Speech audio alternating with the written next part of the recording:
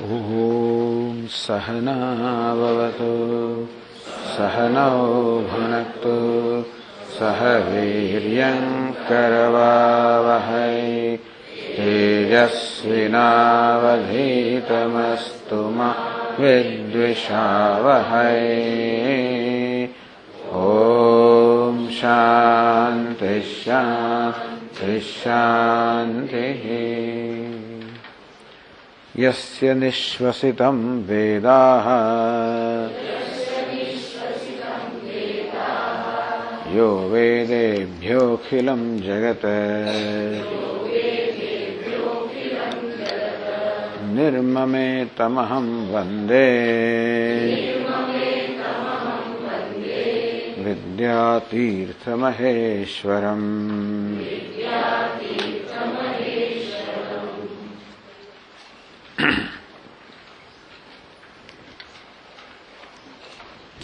હવે ચોથા પાના પર વિદ્વત સંન્યાસની ચર્ચા શરૂ થાય છે. 212મા પાના પર ગુજરાતી પુસ્તકમાં.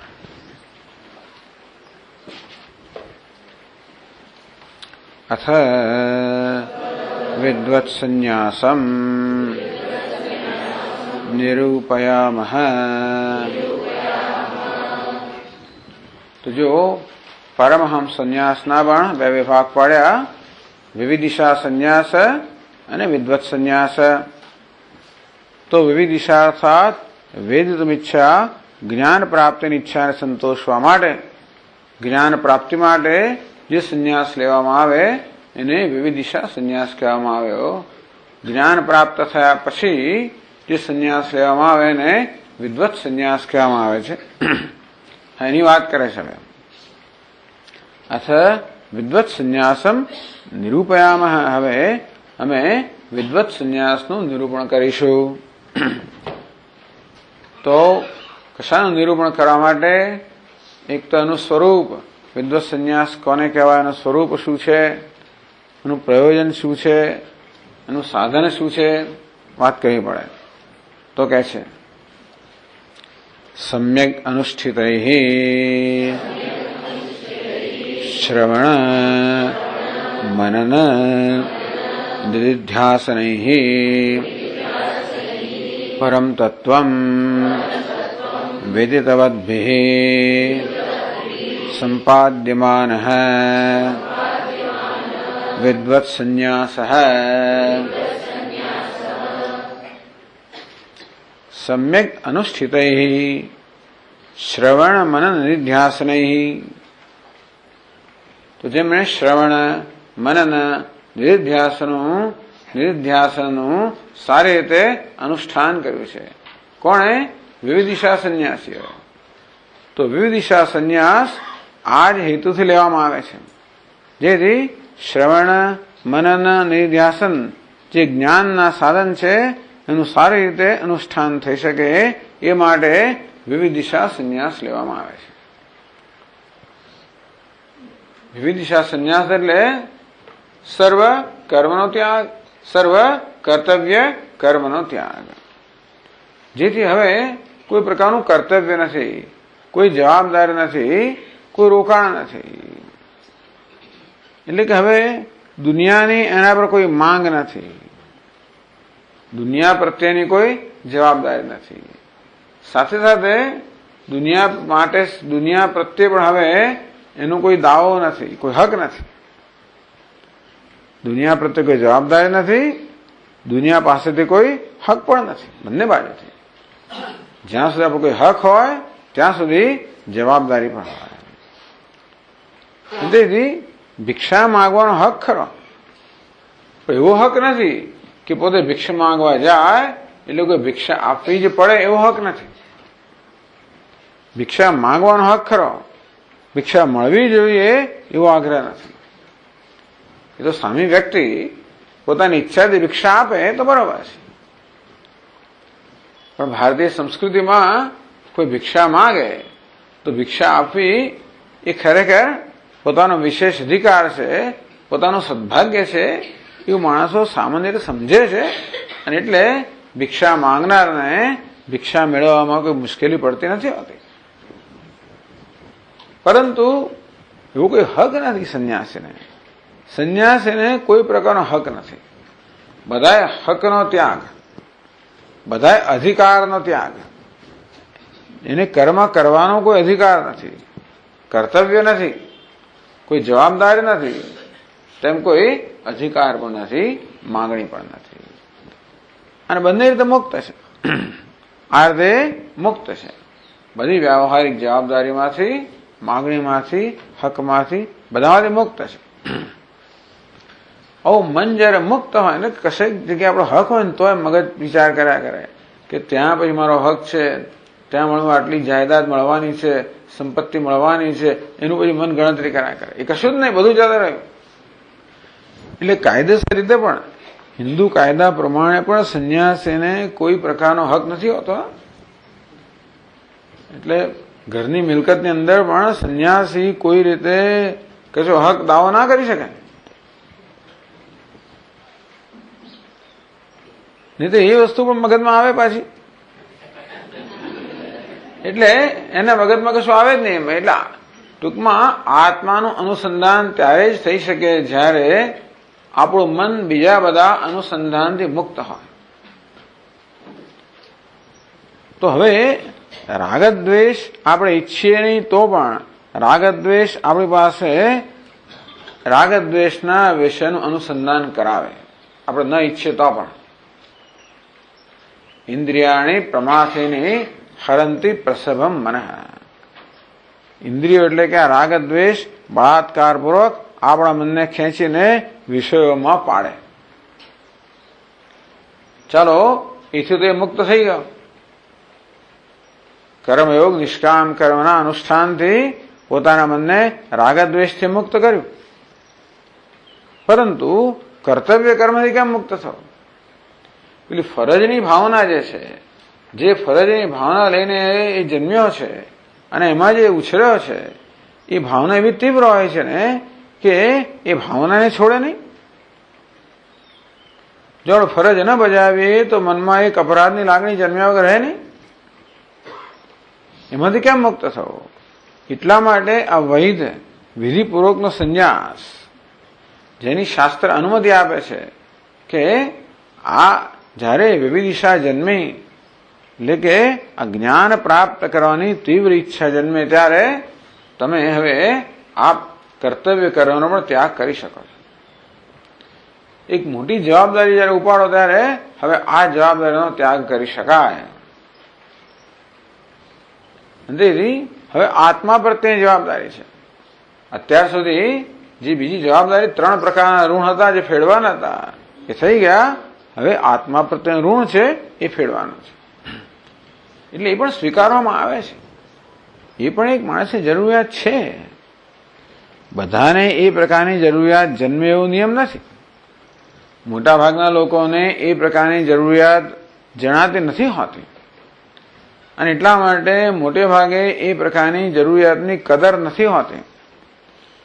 બીજા કોઈને એવા પ્રકારની જરૂરિયાત હોય, આપણે સમજી ન શકીએ કે એની કદર ન પણ કરીએ અને આપણે એને ઉડાવી મૂકીએ કે ઘણી વાર એની ટીકા નિંદા પણ કરીએ કે એને દમ જાત જાતનું કરીએ કે આપણે એને પલાયન વૃત્તિ વગેરે ગણીએ, હોય ખરી, એટલે એમાં આપણે ખબર નથી. પરંતુ આવું પણ કંઈક હોય છે ખરું.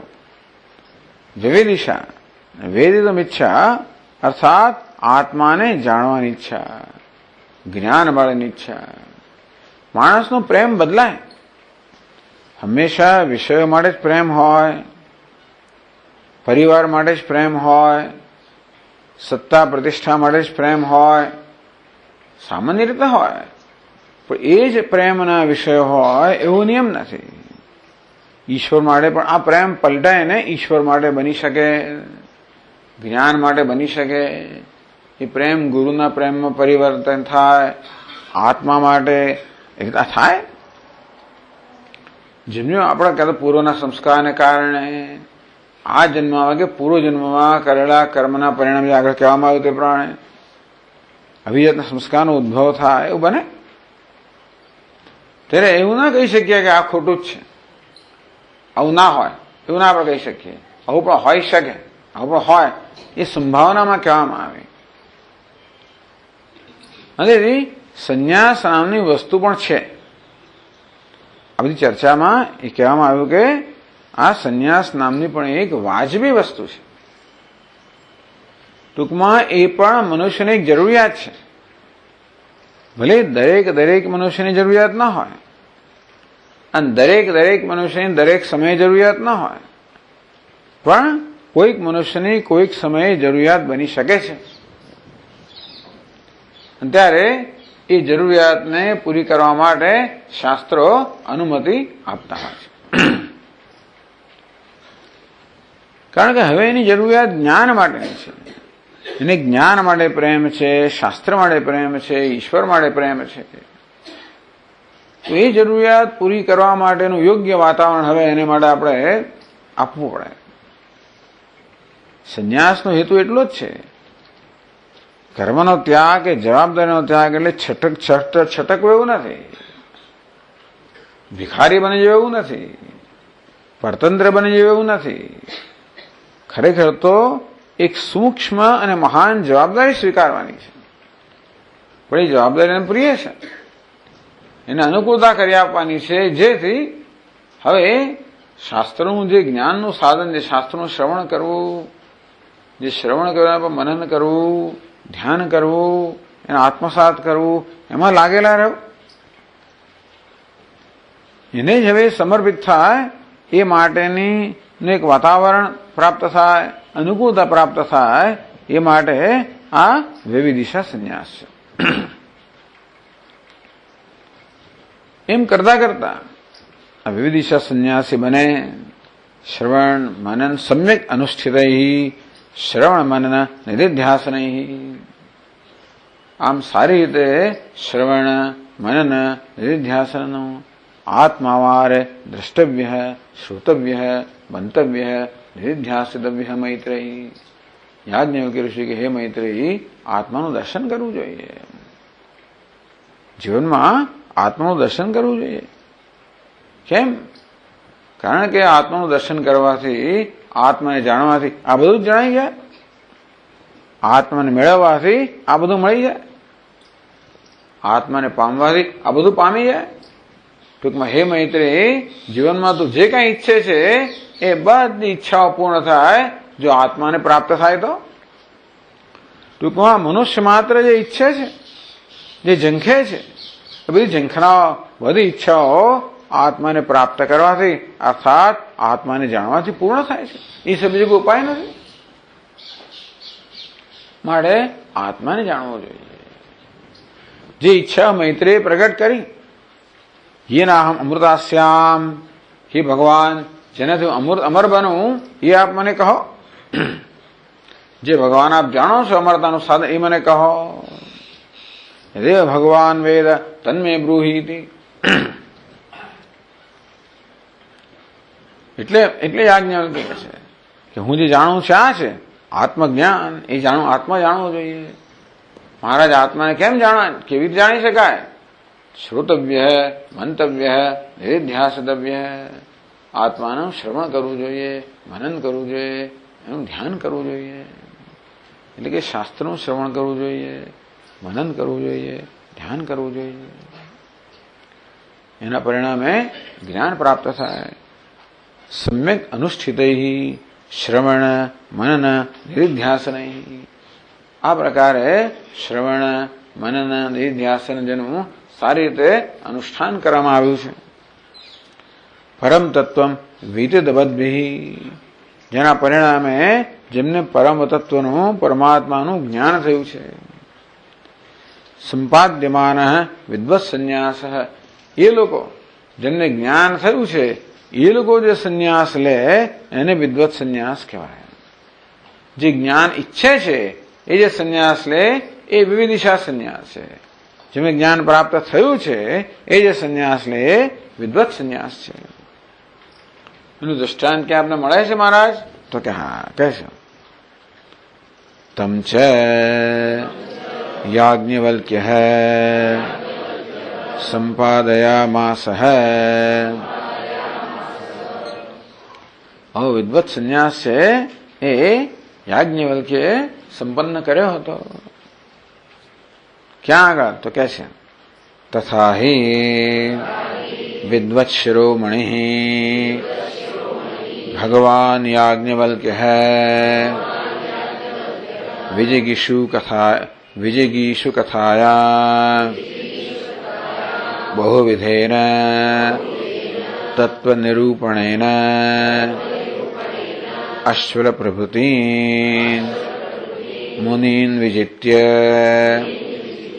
वीतराग कथायां संक्षेप विस्तराभ्याम् अनेकधा जनकं बोधयित्वा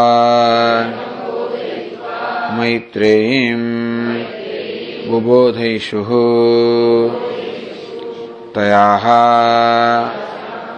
तस्याः त्वरया तत्त्वाभिमुख्याय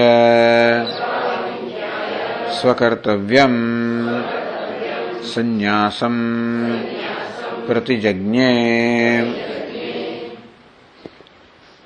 तथा ही तो दृष्टांत आपे छे।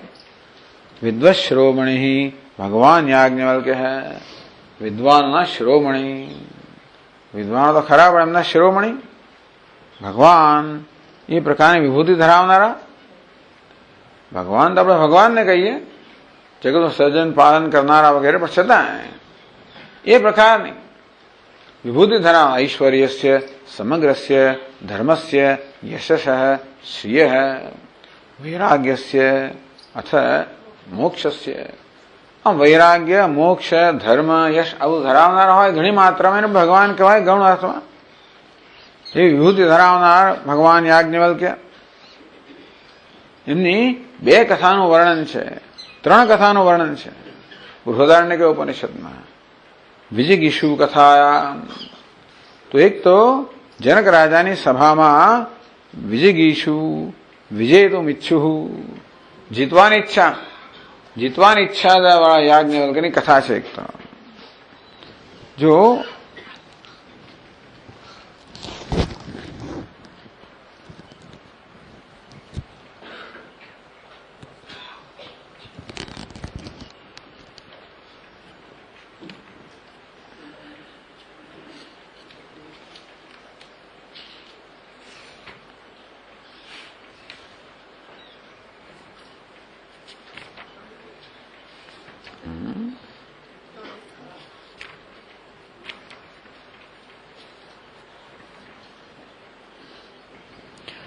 जनकम हवैदेहम याज्ञवल्क्य जगाम वर्णन आवे छे। एक दिवस याज्ञवल्क्य ऋषि जनकनी सभामां आव्या, त्यां गया। घणी वार આવી રીતે આવે याज्ञवल्क्य ऋषि આવી રીતે વિચરણ કરતા કરતા તો जनक राजा બહુ પ્રસિદ્ધ હતા। એ પોતે મોટા વિદ્વાન હતા અને વિદ્વાનોનું બહુમાન કરવામાં અને વિદ્વાનોને સાથે ચર્ચા કરવામાં, વિચારણા કરવામાં, જ્ઞાન આદાન પ્રદાન કરવામાં, બહુમાન કરવામાં બધા બહુ પ્રસિદ્ધ હતા। વિદ્વાનો આવે, યાજ્ઞવલ્ક્ય ઋષિ પણ અવારનવાર આવતા હતા। जनक वैदेहम याज्ञवल्क्यो जगाम एक बार याज्ञवल्क्य ऋषि जनक राजा પાસે આવ્યા। સમેને આપણે याज्ञवल्क्य ऋषि મનમાં વિચાર કર્યો, ન વદિષ્યેતિ હું કશું બોલીશ નહીં। अतः ये जनकस्य वैदेहः याज्ञवल्क्यस्य अग्निहोत्रे समुदाते तस्मै याज्ञवल्क्यः वरम ददौ। पर थयेलुं शुं के पूर्वे क्यारेक याज्ञवल्क्यने जनक मळ्या हशे त्यारे बंने वच्चे अग्निहोत्र विषयनी अंदर की चर्चा थई हशे। ए चर्चामां याज्ञवल्क्यजी जनक राजाथी एवा प्रभावित थयेला के एमणे वरदान आपेलुं कि जे मांगवुं होय ते मांगो। त्यारे जनक राजाए वरदान मांगेलुं के हूँ मारे भविष्यमां आ वरदान वटावीश, काम प्रश्न मारी इच्छा प्रमाणे प्रश्न पूछीश। ए प्रकारे एमणे वरदान एमणे मुलत मांगेलुं अने बाकी राखेलुं। जेम कैकेयी पेला बे वरदान राखेला ने तेवी रीते जनक राजाए पण आ वरदान पोते આવી રીતે બાકી રાखेલું। આમ તો યાજ્ઞવલ્ક્ય આવેલા, હું કશું બોલવાનું નથી એવું છે ને, એ કશું બોલે નહીં તો જનક રાજા એવું, અને જનક રાજા કશું પૂછી ના શકે, એમની જ્યાં સુધી આજ્ઞા ન હોય ત્યાંથી કંઈ પૂછાય નહીં. પણ સ કામ પ્રશ્નમેવ બ્રવે, પરંતુ પહેલેથી કહી રાખેલું ને, પહેલેથી માગણી કરી રાખેલી કે મારી ઈચ્છા પ્રમાણે હું પ્રશ્ન પૂછીશ, એ વરદાન અત્યારે વટાવે છે. એટલે યાજ્ઞવલ્ક્ય પૂછ્યા કયા વગેરે જ પૂછ્યું. ભાઈ કયા વગર પૂછાય નહીં. જનક રાજા તું પ્રશ્ન પૂછ તો બરાબર છે, એવું કયા વગર પ્રશ્ન પૂછવો બરાબર નથી. પણ યાજ્ઞવલ્ક્ય વિચાર હું તો કહેવાનું જ નથી કઈ, તો જનક રાજા પ્રશ્ન કે તો પૂછી શકે. પણ છતાંય જનક રાજાએ પેલા જે વરદાન મળેલું એ વરદાન વટાવ્યું. તમસ્મી દદૌ તો સમ્રાટ એવા પૂર્વ પપ્રચ્છ, તેથી રાજાએ રજા માંગ્યા વગેરે જ પહેલા પ્રશ્ન કર્યો. આ રીતે રાજાએ પ્રશ્ન કર્યો, યાજ્ઞવલ્ક્ય કિમ જ્યોતિરેયમ પુરુષ હતી. યાજ્ઞવલ્ક્ય આ પુરુષ અર્થાત જે મનુષ્ય છે, કયો પ્રકાશ છે જે આ મનુષ્યને પ્રકાશિત કરે છે. એમ કરીને બહુ લાંબો સંવાદ ચાલ્યો. તો આ એક જે સંવાદ છે એને વીતરાગ કથા કહેવામાં આવે. એની પહેલાનો એક સંવાદ છે,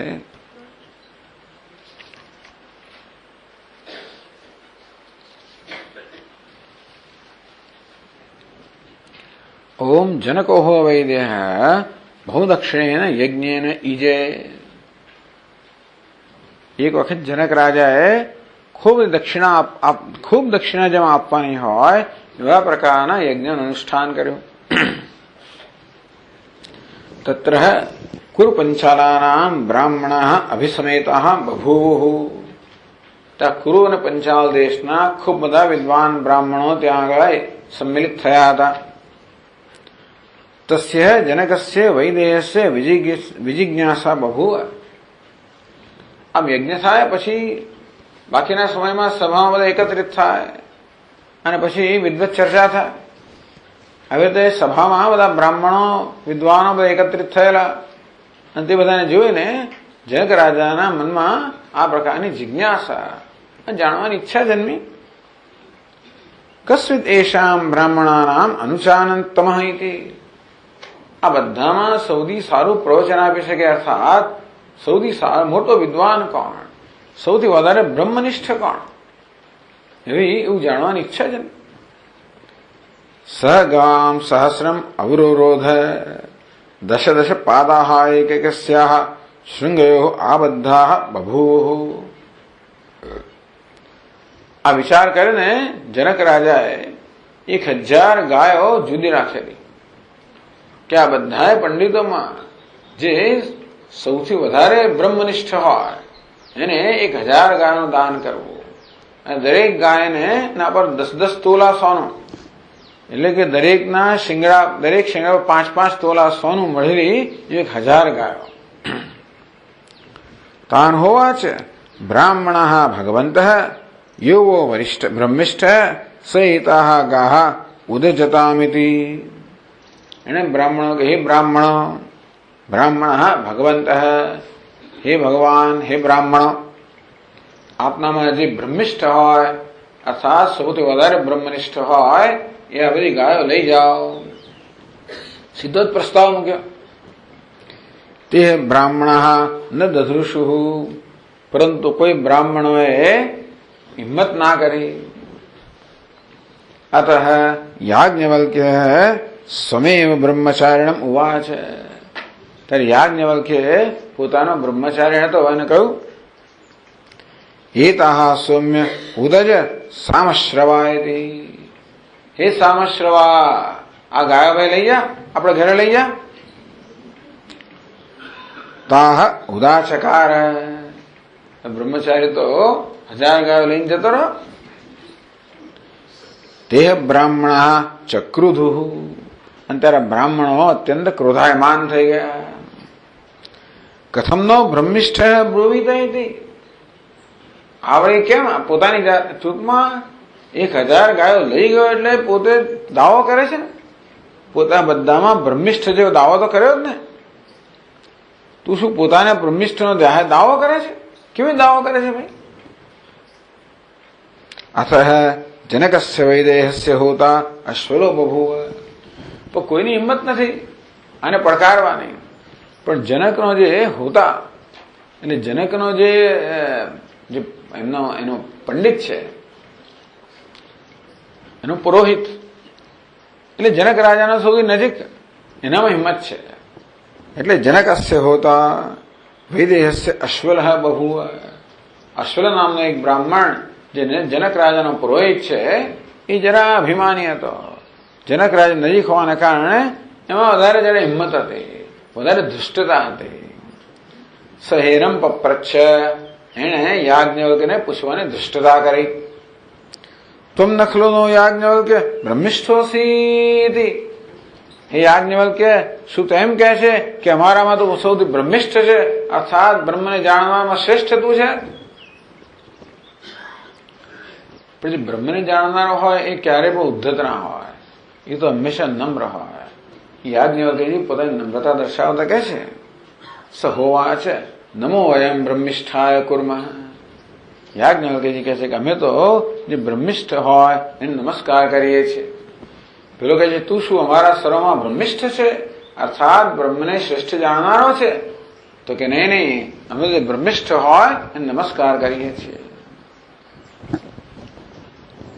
તો આ ગાયો કેમ લઈ જાય ભાઈ? ગોકામા એ વયમ સ્મહૈતિ.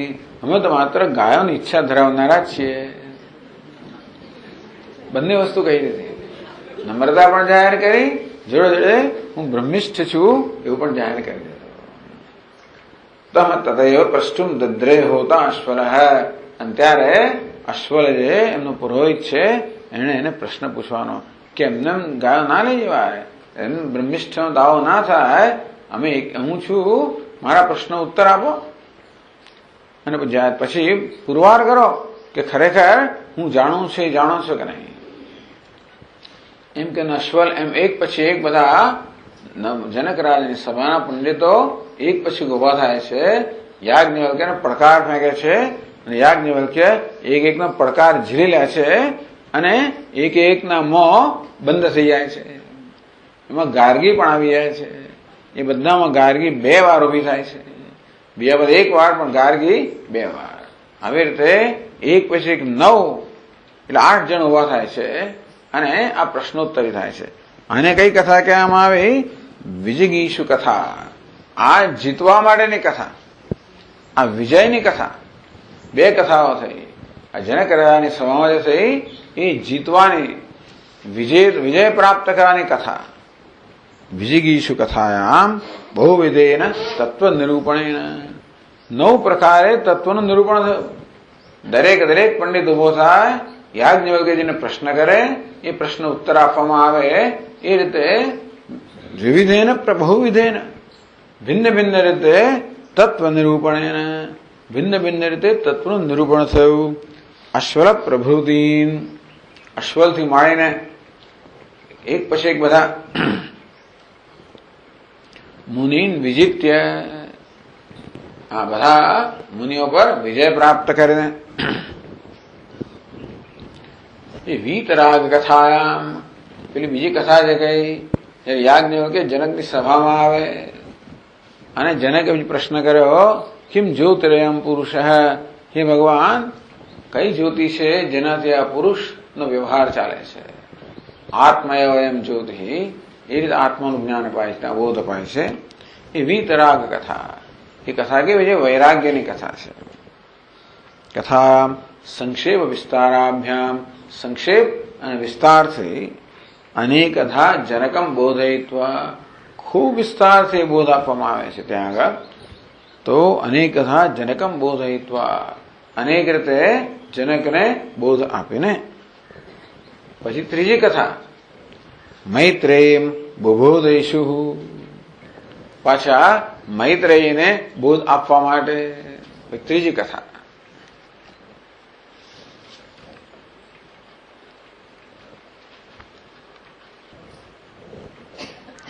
अतः याज्ञवल्क्यस्य 2 भार्ये बभूवुः. યાજ્ઞવલ્ક્યની બે પત્નીઓ હતી. મૈત્રેયી છે, કાત્યાયની છે. એક મૈત્રેયી અને બીજી કાત્યાયની. તયોઃ મૈત્રેયી બ્રહ્મવાદીની બહુવ. જે મૈત્રેયી હતી એ બ્રહ્મવાદીની એટલે બ્રહ્મની ચર્ચા કરનારી હતી. સ્ત્રી પ્રજ્ઞા એવ તર્હિ કાત્યાયની. જયારે કાત્યાયની તે ઘર રખવું હતી બિચારી. સ્ત્રી પ્રજ્ઞા એટલે સ્ત્રી જે પ્રકારના વિચારો કરે ઘર રાખવાના એ પ્રકારની એવી કાત્યાયની હતી. એટલે ખોટી નહોતી, પણ મૈત્રેયી હતી બ્રહ્મવાદીની, બ્રહ્મ ચર્ચા કરનારી હતી. બ્રહ્મવાદીને કહી દીધું, ઉપનિષદે જ કહ્યું છે કે મૈત્રેયી બ્રહ્મવાદીની હતી. અથ યાજ્ઞવલ્ક્ય અન્યદ વૃત્તમ ઉપાકરિષ્યન. હવે યાજ્ઞવલ્ક્ય છે એ બીજું વૃત્ત અર્થાત બીજો આશ્રમ જે છે એ બીજા આશ્રમને સ્વીકારવાની ઈચ્છા કરનારો હતો.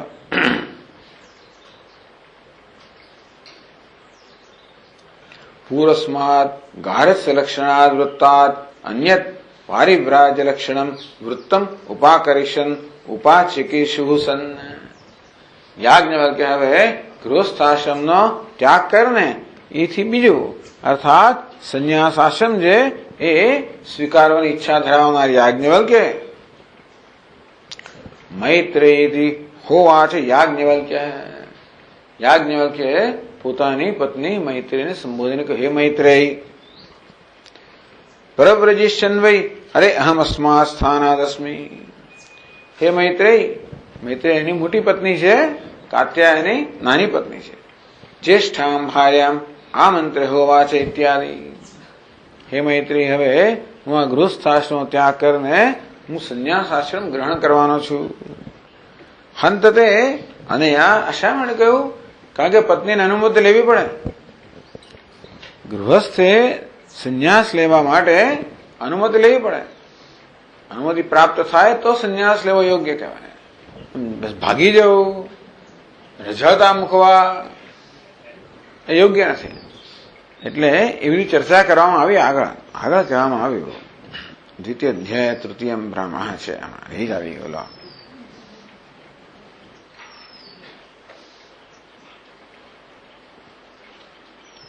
હા, હંત તે અનુમતિમ પ્રાર્થયામિ ઇત્યર્થ.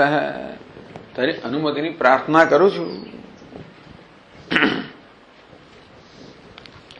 એટલે મૈત્રી તો અનુમતિ આપે એવી છે, પણ છતાં આ પ્રકારે એટલા માટે આ કહ્યું. તો આ રીતે એની શરૂઆત થાય છે અને મૈત્રીને વિવિધ રીતે ઉપદેશ કરે છે.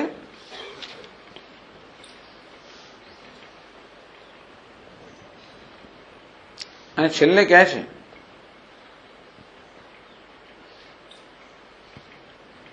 યત્ર હિ દ્વૈતમેવ ભવતિ તત ઇતરઃ ઇતરમ પશ્યતિ. જો જ્યાં આગળ દ્વૈત હોય, ભેદભાવ હોય, ત્યાં જ ઇતરઃ એક બીજાને જોતો હોય.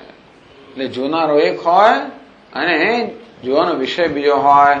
ત્યાં દ્રષ્ટા, દૃશ્ય, દર્શન આ પ્રકારનો ભેદભાવ હોય. ટૂંકમાં આ વ્યવહારમાં દ્રષ્ટા એમ માનતો હોય કે હું ભિન્ન છું, દર્શનનો વિષય દૃશ્ય ભિન્ન છે. આવો દ્રષ્ટા દૃશ્યનો ભેદ, એનું નામ દ્વૈત. ઇતરઃ ઇતરમ જિઘ્રતિ. ઘ્રાતા અને ઘ્રેય જિઘ્રાતવ્ય એ પણ જુદું હોય. ઇતરઃ ઇતરમ રસયતે. ઇતર ઇતરમ અભિવદતિ, શૃણોતિ, મનુતે, વિજાનાતિ. ટૂંકમાં બધા વ્યવહારની અંદર દ્રષ્ટા, દૃશ્ય, રસયિતા, રસયિતવ્ય, ટૂંકમાં આ બધા પ્રકારનો ભેદ હોય. યત્ર તસ્ય સર્વમ આત્મૈવ ભૂત તત્ કેનકમ પશ્યેત, કેનકમ જિઘ્રેત, કેનકમ રસેત, કેનકમ અભિવદેત. પણ જયારે જ્ઞાન થાય કે સર્વ આત્મા જ છે, હું એને દૃશ્ય માનતો તો એ પણ આત્મા જ છે. આ દ્રષ્ટા એ પણ આત્મા છે, એ પણ ચૈતન્ય છે. દૃશ્ય પણ ચૈતન્ય છે. જે છે વાસ્તવિક ચૈતન્ય છે, એ જ હું છું, એ જ સર્વ છે. એ પ્રકારનું જ્ઞાન જયારે થાય ત્યાર પછી જોનાર કોણ અને જોવાનો વિષય કોણ અને જોવાનું કોણ એ સર્વ એક ચૈતન્યમાં જ જયારે નિવૃત્ત થઈ જાય ત્યારે કોઈ ભેદભાવ રહેતો નથી. અને ત્યાર પછી આ દ્રષ્ટા દૃશ્ય દર્શન આ ત્રિવડ બધી એક ચૈતન્યમાં નિવૃત્ત થઈ જાય. યેનેદં સર્વ વિજાનાતિ તમ કેન વિજાનીયાત. હે મૈત્રી, જેના વડે આ સર્વને જાણે છે એને કેમ જાણી શકાય? સૈષ નેતિ નેતિ આત્મા અગૃહ્યો નહીં ગૃહ્યતે. બસ નેતિ નેતિ આ નહીં એ જેનો ઉપદેશ કરવામાં આવે છે એ આત્મા ગ્રહણ કરવા યોગ્ય નથી. અર્થાત એવો જ્ઞાનેન્દ્રિય કે કર્મેન્દ્રિય વિષય નથી. ન ગૃહ્યતે. અશીર્ય નહીં શીર્યતે. અસંગો નહીં સજ્જતે. અસિતો ન વ્યથતે ન રિષ્યતે. વિજ્ઞાતારમરે કેન વિજાનીયાત. હે મૈત્રી, જે જાણનાર છે એને કેમ જાણી શકાય? ઇત્યુક્ત્વા અનુશાસનાસી મૈત્રેયી. હે મૈત્રેયી, તને બસ બધો જ ઉપદેશ કરી દેવામાં આવ્યો. એતાદરે ખલુ અમૃતત્વમ. હે મૈત્રી, બસ આ જ અમૃતત્વ છે. આજે આત્મજ્ઞાનનો ઉપદેશ કરવામાં આવ્યો એ જ અમૃતત્વ છે. આટલું જ અમૃતત્વ છે. ઇતિ હોક્ત્વા યાજ્ઞવલ્ક્ય વિજહાર. આ પ્રકારે ઉપદેશ કરીને યાજ્ઞવલ્ક્ય ચાલી નીકળ્યા. અર્થાત એમણે સંન્યાસ લઈ લીધો. તો આ પ્રકરણની શરૂઆતની અંદર યાજ્ઞવલ્ક્યે સંન્યાસનો પ્રસ્તાવ મૂક્યો અને પ્રકરણના અંતમાં કહેવામાં આવ્યું કે યાજ્ઞવલ્ક્યે સંન્યાસ લીધો. આનો અહીંયા આગળ ઉલ્લેખ કરવામાં આવે છે આજે આપણે આ ગ્રંથની અંદર. તો કહ્યું કે વીતરાગથાયામ સંક્ષેપ વિસ્તારાભ્યામ અનેકથા જનકમ બોધયિત્વા મૈત્રેયમ બુબોધેશુ. મૈત્રેયને બોધ આપવાની ઈચ્છાવાળા તસ્યાત ત્વરયા તત્વાવિમુખ્યા. હવે અહીંયા આ ગ્રંથકાર કહે છે કે મૈત્રેયીને એકદમ ત્વરાથી, મૈત્રેયને એકદમ તત્વને જાણવાની ઈચ્છા જન્મે, તરત જ જાણવાની ઈચ્છા જન્મે, એ માટે સીધો યાજ્ઞવલ્ક્યે સંન્યાસનો પ્રસ્તાવ મૂક્યો. મૈત્રેયમાં તત્વની જિજ્ઞાસા એકદમ જગાવવા માટે યાજ્ઞવલ્ક્યે સંન્યાસનો પ્રસ્તાવ મૂક્યો. એને કારણે એટલે તસ્યા ત્વરયા તત્વાભિમુખ્યા, તરત તત્વને અભિમુખ થઈ ગઈ. આ બધી એને શું કરવાનું? તરત આમ એને બધું આ તમે ચાલી જાઓ છો, આ બધું છોડીને જાઓ છો, આ સંપત્તિ મને આપી જાઓ છો, એ સંપત્તિથી મને અમૃતત્વ મળશે, આપને અમૃતત્વ મળ્યું છે અને આપ સંપત્તિ છોડીને જાઓ છો. એ સંપત્તિ અમૃતત્વ મળ્યો હોત તો આપ શું કામ છોડીને જતા હોત? અને માટે સંપત્તિ અમૃતત્વ ના જ મળતું હોત. મળે આપ જે જાણો છો એ મને કહો. ટૂંકમાં જેવી રીતે ભગવાને અર્જુનનું ધ્યાન દોર્યું ને, કોઈક રીતે એનામાં શોક મોહ ભલે જન્માવ્યો પણ જિજ્ઞાસા ઉત્પન્ન કરે. તો યાજ્ઞવલ્ક્ય પણ કોઈક રીતે આ મૈત્રીમાં જિજ્ઞાસા ઉત્પન્ન કરે. હતું એ બધાની સંભાવના હતી જ, પણ ત્વરયા તત્વાભિમુખ્યાય, ત્વરિત ગતિથી એને તત્વને અભિમુખ કરી. સ્વકર્તવ્યમ સંન્યાસમ પ્રતિજજ્ઞે. પોતે જે કરવા માંગે છે એ સંન્યાસની પ્રતિજ્ઞા કરી કે હું તો હવે સંન્યાસ લેવાનો છું. તતસ્તામ બોધયિત્વા સંન્યાસમ ચકાર. અને ત્યાર પછી એને બોધ આપીને ઉપદેશ કરીને પોતે સંન્યાસ ગ્રહણ કર્યો. તો પછી આગળ કહે છે તદુભયમ મૈત્રેયી બ્રાહ્મણસ્ય આદ્યંતયોઃ આમ્નાયતે અથઃ યાજ્ઞવલ્ક્યઃ અન્યદ્વૃત્તમુપાકરિષ્યन् મૈત્રેયીતિ હોવાચ. યાજ્ઞવલ્ક્યઃ પ્રવ્રજિષ્યन् વૈ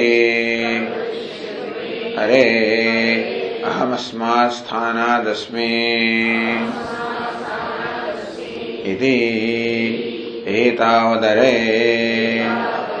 खलु अमृतत्वम् इति उक्त्वा याज्ञवल्क्यः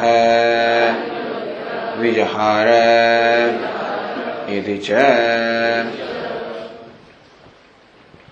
तदुभयम् अबन्ने मैत्रेयी ब्राह्मणस्य आद्यन्तयो आम्नायते स्वकर्तव्यम संन्यासम प्रतिजज्ञे પોતે જે કરવા ઈચ્છે છે સંન્યાસની પ્રતિજ્ઞા કરી પ્રસ્તાવ મૂક્યો અને સંન્યાસમ ચકાર અને સંન્યાસ એમણે ગ્રહણ કર્યો. આ બંને વસ્તુ સંન્યાસની પ્રતિજ્ઞા કરી એ મૈત્રી બ્રાહ્મણના આદિમાં અને સંન્યાસ એમણે સ્વીકાર્યો કે ગ્રહણ કર્યો એ અંતમાં આમનાયતે મૈત્રી બ્રાહ્મણના આદિનંતમાં આપણે જોવા મળે છે. અતઃ યાજ્ઞવલ્ક્ય અન્યદ વૃત્તમ ઉપાકરી આપણે વાંચ્યું. યાજ્ઞવલ્ક્ય હવે ગૃહસ્થાશ્રમ અન્ય જે સંન્યાસ છે એ સંન્યાસને ગ્રહણ કરવાની ઈચ્છા ધરાવનાર પોતાની પત્ની મૈત્રેયને બોલાવીને સંબોધીને કે હે મૈત્રેય હોવા છે યાજ્ઞવલ્ક્ય પોતાની મૈત્રેયને સંબોધીને કે હે મૈત્રેય પ્રવ્રજિષ્યન્વારે હમસ્મા સ્થાનાદસ્મી હું આ સ્થાનમાંથી અર્થાત ગૃહસ્થાશ્રમમાંથી હવે પ્રવ્રજિષ્યન હવે હું સંન્યાસનો સ્વીકાર કરવા માંગુ છું.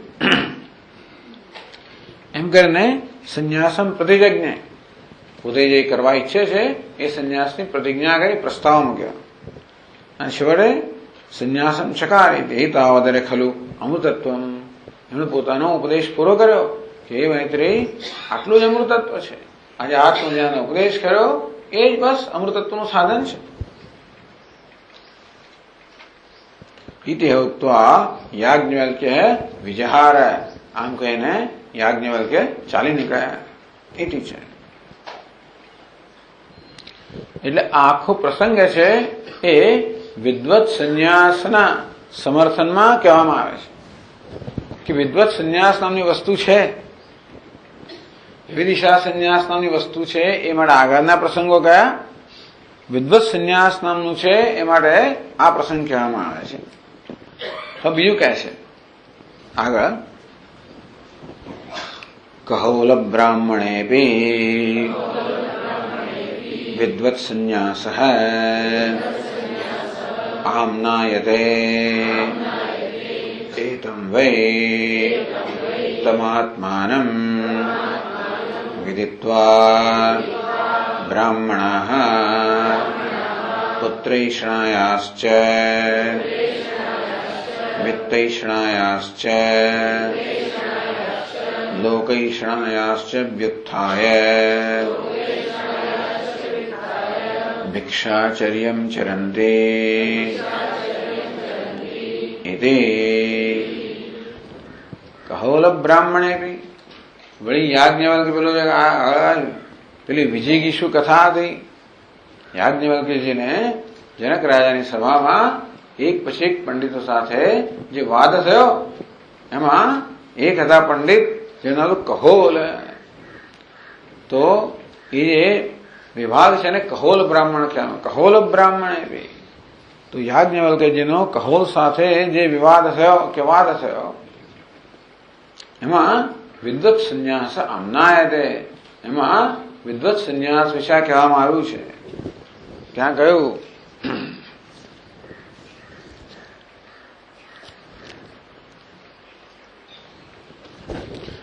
અથ હૈનમ કહોલ કૌશિતકેય પપ્રચ્છ. કહોલ જેનું નામ કહોલ છે અને કુશિતક નામના ઋષિના પુત્ર છે કૌશિતકેય. કહોલ હવે ઉભા થઈને પૂછ્યું, એક જણ શાંત એટલે બીજો ઉભા થાય. યાજ્ઞવલ્ક્ય હોવા છે હે યાજ્ઞવલ્ક્ય યદેવ સાક્ષાદ અપરોક્ષાદ બ્રહ્મ યાત્મા સર્વાંતર તમે વ્યાચક્ષેતિ. યાજ્ઞવલ્ક્ય જે સાક્ષાત અપરોક્ષ બ્રહ્મ છે, જે આત્મા સર્વાંતર છે, સર્વાંતરતમ છે, એના વિશે આપ મને કહો. તો કહે છે એશ તે આત્મા સર્વાંતર. આજે તારો આત્મા છે સર્વાંતર છે. કથમો યાજ્ઞ સર્વાંતર. કયો આત્મા ભાઈ? આ ઇન્દ્રિયો મન બુદ્ધિ કયો આત્મા સર્વાંતર છે? ये अशनाया पिपासे शोकम मोहम जरा मृत्युमत्येति। जे अशनाया पिपासा शोक मोह जरा मृत्यु आ बधाने पार कर रहेलो छे ए चैतन्य परमात्मा ए सर्वांतरात्मा है। પછી કહે છે एतम वै तमात्मानं विदित्वा ब्राह्मणाः पुत्रैषणायाश्च वित्तैषणायाश्च लोकैषणायाश्च व्युत्थाय अथ भिक्षाचर्यं चरन्ति। एतम वै तमात्मानं विदित्वा, आत्मा જે ભૂખ અને તરસ, શોક અને મોહ, જરા અને મૃત્યુથી પર છે. આ જરા અને મૃત્યુ જે છે એ શરીરના ધર્મ છે. ભૂખ અને તરસ પ્રાણના ધર્મ છે. શોક અને મોહ મનના ધર્મ છે. આ છ ને શું કહેવામાં આવે છે? છ ઉર્મિઓ બરાબર છે. તો છ ઉર્મિઓ જે પર છે, જે સર્વથી અતીત છે આત્મા, તમ આત્માનં વિદિત્વા, એને આત્મરૂપે જાણીને, બ્રાહ્મણ પુત્રૈષણાયાશ્ચ વિત્તૈષણાયાશ્ચ लोकैषणायाश्च व्युत्थाय,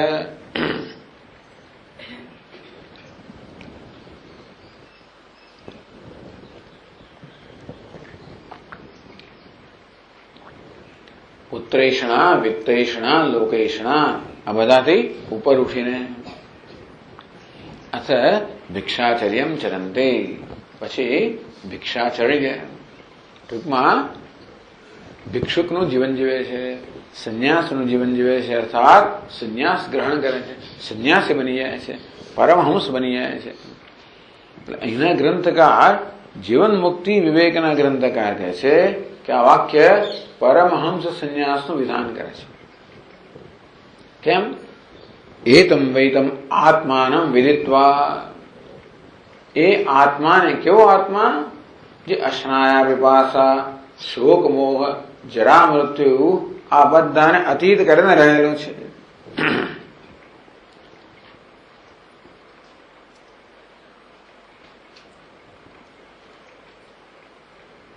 તત અને ત્વમ બંને પદ આવી ગયા આમાં.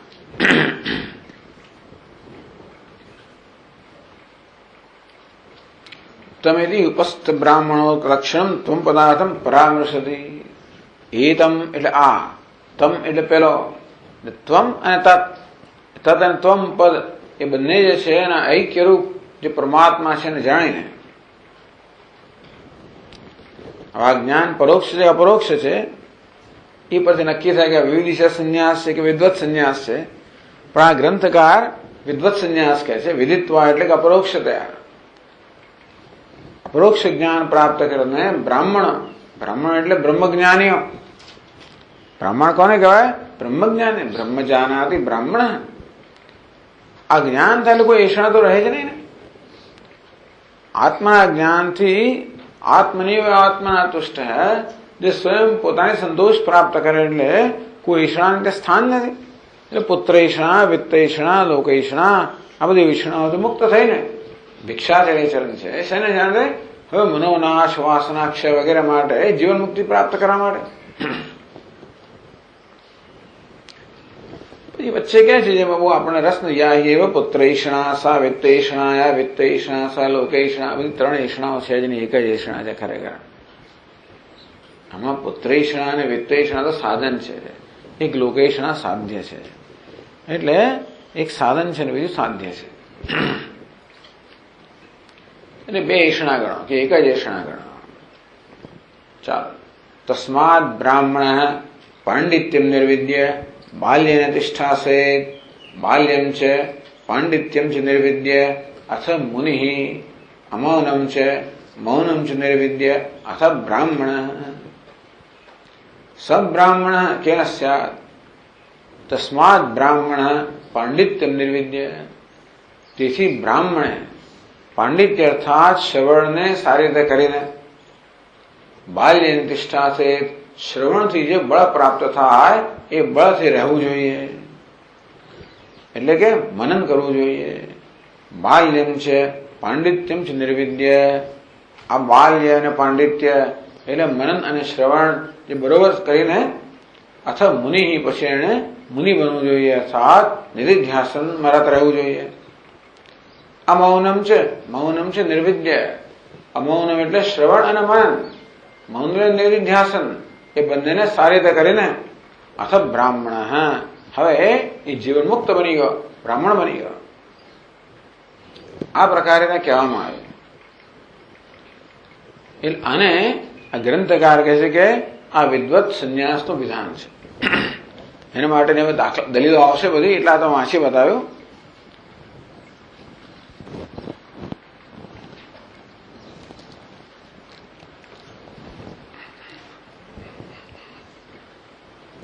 એવું છે ને કે આ ગ્રંથ માટે આ બધા આ ગ્રંથને સમજવા માટે આ બીજા બધા ગ્રંથોનું જ્ઞાન જરૂરી છે.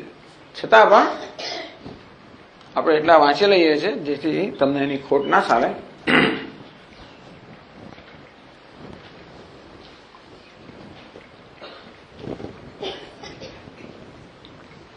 તો કહેવામાં આવે કહોલ બ્રાહ્મણે બી વિદ્વત સંન્યાસ આમનાયતે. કહોલ બ્રાહ્મણમાં પણ વિદ્વત સંન્યાસ છે એ આ વેદમાં કહેવામાં આવ્યો છે.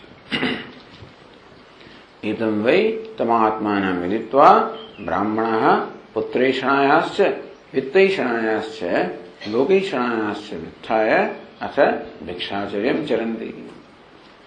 એતમ વૈ તમાત્માના વિદિત્વા, એ આ જે આત્મા છે જે અશ્નાયા વિપાસા શોક મોહ જરા મૃત્યુથી અતીત છે, ત્વમ પદલક્ષ્ય. અંતરાત્મા એટલે જે તત્પદ લક્ષ્ય છે એ આત્મા પરમાત્માને જાણીને બ્રાહ્મણો એટલે કે બ્રહ્મજ્ઞાનીઓ આ ત્રણેય પ્રકારની ઈર્ષણાથી મુક્ત થયા. ટૂંકમાં આ ત્રણેય વૈરાગ્ય એટલે આ ત્રણેય પ્રકારની ઈર્ષણાઓમાંથી મુક્તિ, રાગમાંથી મુક્તિ, ઈચ્છા, ત્રણ પ્રકારની ઈચ્છાઓ ગઈ છે. બધા એમ તો એમ કહેવાય કે આ લોક અને પરલોકમાં બધા પ્રકારના સુખની ઈચ્છાઓથી મુક્તિ એક રીત છે. એમ કહેવાય કે બધા પ્રકારની ઈચ્છાઓ કે એષણા, એ બીજો શબ્દ છે ઈચ્છા માટે. તો બધા પ્રકારની ઈચ્છાઓ કે એષણામાંથી મુક્તિ. તો એષણા એ ત્રણ પ્રકારની ગઈ, એ પણ શાસ્ત્રીય. કારણ કે ત્રણ લોક કયા? મનુષ્યલોક, પિતૃલોક અને દેવલોક. એટલા માટે પુત્ર કહો કે પ્રજા કહો એટલે પુત્ર ઈષણા શેના માટે? મનુષ્યલોક માટે. પછી પુત્રેષણા વિત્તૈષણા, વિત્ત શેના માટે? કર્મ માટે, પિતૃલોક માટે અને દેવલોક માટે. અને પછી લોકૈષણા, લોકૈષણા મનુષ્યલોક, પિતૃલોક, દેવલોક વગેરે. એટલે આ ત્રણ પ્રકારની એષણાઓ કહેવામાં આવે. એક જ એષણા છે ખરેખર તો લોકની જ એષણા છે. મનુષ્યલોક, પિતૃલોક, દેવલોક એ સુખની એષણા. ટૂંકમાં વિષયના ઉપભોગની એષણા, ઇન્દ્રિયના વિષયો કહો, અહંકારના વિષયો કહો, આ બધા સુખના વિષયોની એષણા. એ બધી એષણાઓ ક્યારે જાય? આપણને આંતરિક સુખ પ્રાપ્ત થાય ત્યારે. આત્માનું જ્ઞાન એટલે આત્માનો આનંદ પ્રાપ્ત થવો. જ્ઞાન પ્રાપ્ત થવું એટલે આનંદ પ્રાપ્ત થવો. તો જ જ્ઞાન પ્રાપ્ત થયું કહેવાય, નહીંતર જ્ઞાન પ્રાપ્ત થવાનો અર્થ નથી. અને તેથી આ ઈચ્છાઓ આપોઆપ છૂટી જાય. આપણે ઈચ્છા છોડી ના શકીએ, ઈચ્છાની જાતે છૂટવી જોઈએ. જેટલે અંશે આપણને આંતરિક પ્રસન્નતા પ્રાપ્ત થઈ હોય એટલે અંશે આપણી ઈચ્છાઓ આપોઆપ જ છૂટતી જાય. તો એદમ વૈ આત્માનમ વિદિત્વા બ્રાહ્મણા પુત્રૈષણાયાશ્ચ વિત્તૈષણાયાશ્ચ લોકૈષણાયાશ્ચ વિત્થાય અથ ભિક્ષાચર્યમ ચરંતી ઇતિ. પ્રશ્ન એ છે કે આ ભિક્ષાચરણ જે છે એ વિવિધિશા સંન્યાસનું વાક્ય તો છે તો કહેવાય, પણ આ વિવિધિશા સંન્યાસનું વાક્ય છે કે વિદ્વત સંન્યાસનું વાક્ય છે એ પ્રશ્ન થયો. એટલે આગળ કહે છે ન ચ એતદ વાક્યમ વિવિધિશા સંન્યાસ પરમ ઇતિ શંકનીયમ पूर्वकालवाचिनः विदित्वा इति त्वा प्रत्ययस्य ब्रह्मविद्वाचिनः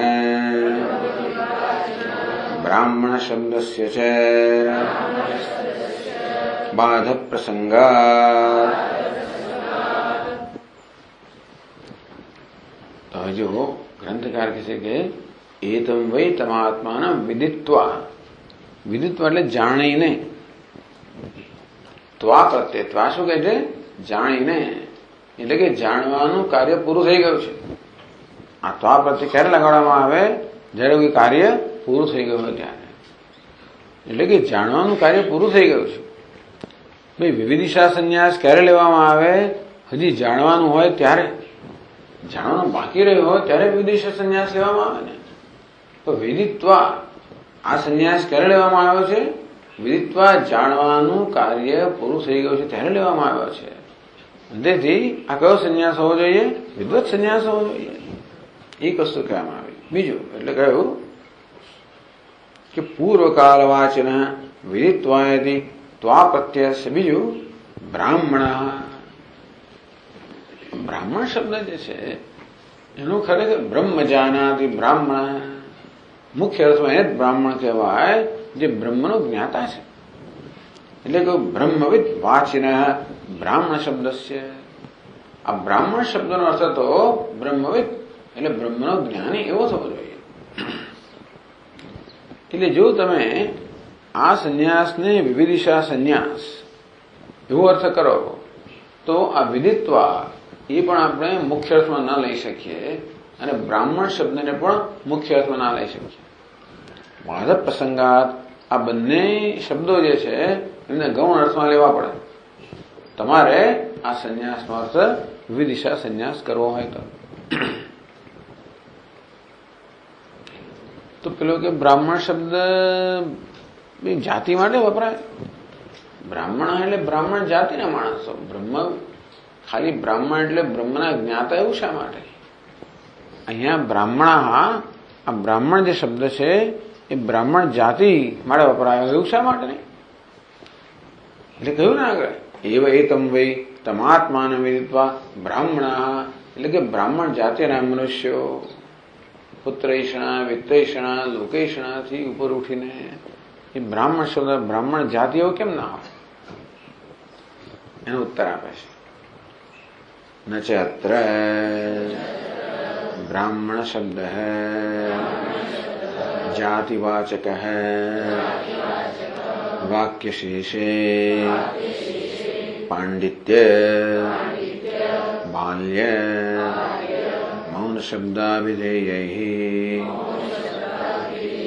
શ્રવણ મનન નિધિધ્યાસનૈ સાધ્યમ બ્રહ્મ સાક્ષાત્કારમ અભિપ્રેત્ય અથ બ્રાહ્મણ ઇતિ અભિહિતત્વાत्. ન ચ અત્ર બ્રાહ્મણ શબ્દ જાતિવાચક. આ જગ્યાએ બ્રાહ્મણ શબ્દ જાતિના અર્થમાં વપરાય, આ જગ્યાએ બ્રાહ્મણ શબ્દ જાતિના અર્થમાં વપરાયો છે એવું નથી. કેમ નહીં? વાક્યશેષે, વાક્યશેષ એ જ ફકરાની અંદર આગળ વાંચ્યું ને, તસ્માદ બ્રાહ્મણ પાંડિત્યમ નિર્વિદ્ય બાલ્યને તિષ્ઠાસે, બાલ્યમ ચ પાંડિત્યમ ચ નિર્વિદ્ય અથ મુનિ અમાનમ ચ મૌનમ ચ નિર્વિદ્ય અથ બ્રાહ્મણ. તો બ્રાહ્મણ શબ્દ બે જગ્યાએ વાપરવામાં આવ્યો. વાક્યશેષે પાંડિત્ય બાલ્ય મૌન શબ્દ અભિધેય. અહીંયા પાંડિત્ય બાલ્ય મૌન કહેવામાં એવું કે આ પ્રકારે સંન્યાસ લઈને શું કરવાનું? તો કે બ્રાહ્મણે પાંડિત્યનું અનુષ્ઠાન કરવું જોઈએ, બાલ્યનું અનુષ્ઠાન કરવું જોઈએ, મૌનનું અનુષ્ઠાન કરવું જોઈએ. એટલે પાંડિત્ય શબ્દનો અર્થ શ્રવણ કરવામાં આવ્યો, બાલ્ય શબ્દનો અર્થ મનન કરવામાં આવ્યો અને મૌન શબ્દનો અર્થ નિધિધ્યાસન કરવામાં આવ્યો. એટલે કહે છે કે પાંડિત્ય બાલ્ય મૌન શબ્દ અભિધેય એટલે પાંડિત્ય, બાલ્ય, મૌન શબ્દ વડે જેનો નિર્દેશ થાય છે તેવા શ્રવણ, એટલે આ ત્રણ જેના નામ છે તેવા શ્રવણ, મનન, નિધ્યાસન. સાધ્યમ બ્રહ્મ સાક્ષાત્કારમ અભિપ્રેત્ય અથ બ્રાહ્મણ. અથ આ ત્રણ કરવાથી અથ બ્રાહ્મણ, એ બ્રાહ્મણ બને છે. ટૂંકમાં અહીં બ્રાહ્મણ કોને કહેવાય એની વ્યાખ્યા આપેલી છે. ટૂંકમાં બ્રાહ્મણની વ્યાખ્યા અહીં આપેલી. અથ બ્રાહ્મણ, જેણે શ્રવણ, મનન, નિધિધ્યાસન કર્યું છે એ કર્યા પછી એ બ્રાહ્મણ બને છે. એટલે બ્રાહ્મણ કોને કહેવાય એ તો અહીં જ કહ્યું છે. અને તેથી બ્રહ્મનું જ્ઞાન ધરાવનાર છે એને બ્રાહ્મણ કહેવાય એવું અહીં જ કહેવામાં આવ્યું છે. અને તેથી બ્રાહ્મણ શબ્દનો અર્થ બ્રાહ્મણ જાતિનો માણસ એવું તો ન થવો જોઈએ, કારણ કે અહીં જ કહેવામાં આવ્યું કે બ્રાહ્મણ એટલે બ્રહ્મનું જ્ઞાતા. એથી અભિહિતત્વાત એટલે બ્રાહ્મણ શબ્દનો અર્થ બ્રહ્મજ્ઞાની થવો જોઈએ, બ્રાહ્મણ જાતિનો મનુષ્ય એવો નહીં. એટલે ગ્રંથકાર કહે છે કે આ જે કંડિકા છે એ વિદ્વત સંન્યાસનો અહીંયા ખાસ કરીને આદેશ આપી રહ્યો છે. ચાલો આપણે આગળ જોઈશું. ઓમ પૂર્ણમદ પૂર્ણમિદં પૂર્ણાત પૂર્ણમુદચ્યતે પૂર્ણસ્ય પૂર્ણમાદાય પૂર્ણમેવાવશિષ્યતે. ઓમ શાંતિ શાંતિ શાંતિ. શંકરં શંકરાચાર્યં કેશવં બાદરાયણં સૂત્રભાષ્યકૃતૌ વંદે ભગવन्तौ પુનઃ પુનઃ. ઈશ્વરો ગુરુરાત્મેતિ મૂર્તિભેદવિભાગિને વ્યોમવદ્વ્યાપ્તદેહાય દક્ષિણામૂર્તયે નમઃ. ઓમ શાંતિ શાંતિ શાંતિ. હરિ ઓમ. શ્રી ગુરુભ્યો નમઃ. હરિ ઓમ.